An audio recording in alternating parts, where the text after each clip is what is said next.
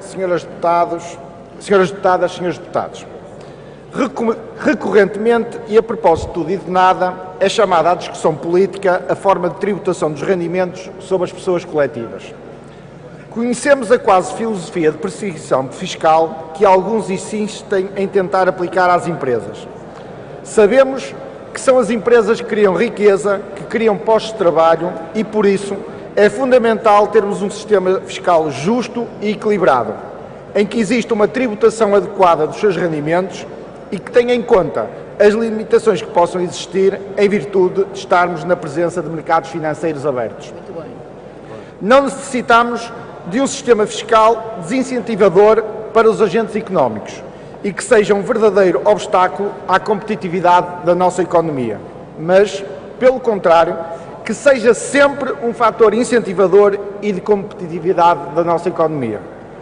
Temos que ter consciência que, presentemente, a tributação que incide sobre a generalidade das empresas em Portugal está no limiar da aceitabilidade. Apenas escassos dias após a aprovação do Orçamento de Estado para o ano de 2012, vêm alguns grupos parlamentares da oposição e a reboque de uma operação financeira realizada recentemente por um grupo económico português, proporem alterações ao Código IRC e ao Estatuto dos Benefícios Fiscais, no sentido de, segundo os mesmos, evitar a ocorrência destas situações. Ou seja, muito do que é criticado frequentemente por investidores e empresários no sistema fiscal português, a instabilidade das regras fiscais, é, mais uma vez, ilustrada nesta tentativa de alteração das regras de tributação, a meio de um ano fiscal. Estes são sinais errados que se dão a mercados e a investidores. Não se pode, sistematicamente e frequentemente, alterar a forma e a filosofia de tributação.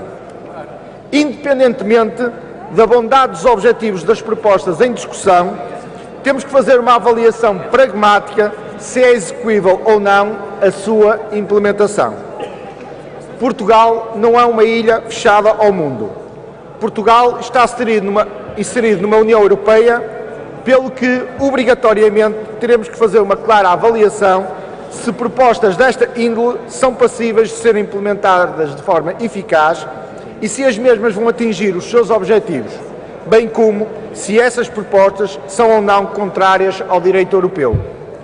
Todos concordamos que temos que ter um sistema fiscal justo e adequado, que permita uma equidade aceitável na tributação dos diversos tipos de rendimentos. Mas temos que ter consciência que, quando estamos a falar sobre políticas fiscais, o ótimo é muitas vezes inimigo do bom e, sobretudo, o ótimo pode ser inimigo do possível. Todos concordamos que, nos tempos que vivemos, a igualdade de tratamento e a proporcionalidade dos esforços pedidos a todos os contribuintes é fundamental para a compreensão e a aceitação por parte dos mesmos de medidas temporárias de acréscimos de tributação. Em tempos como os que vivemos, o planeamento fiscal agressivo, embora totalmente legal e aceitável do ponto de vista empresarial, pode ser eticamente censurável. Hoje existe uma consciência coletiva para a necessidade de fazermos sacrifícios, mas esse sentimento responsabiliza ainda mais os responsáveis políticos para a necessidade de explicar mais pormenorizadamente as suas opções. Torna-se assim imperativo que, em qualquer alteração legislativa às regras de tributação, os responsáveis políticos sejam obrigados a darem uma adequada e detalhada explicação para as razões de não ser possível ou não ser útil a aprovação de determinadas medidas que, do ponto de vista primário, até podem ter objetivos nobres, ou ainda para as vantagens de aprovação de outras, que à partida seja mais difícil de constatar as suas vantagens. O refúgio num não ou num simples porque sim pode deixar no ar um sentimento de alguma injustiça ou de algum favorecimento indeterminado, que obviamente não podemos deixar transparecer para a sociedade quando, sobretudo, isso não corresponde à verdade. Disse.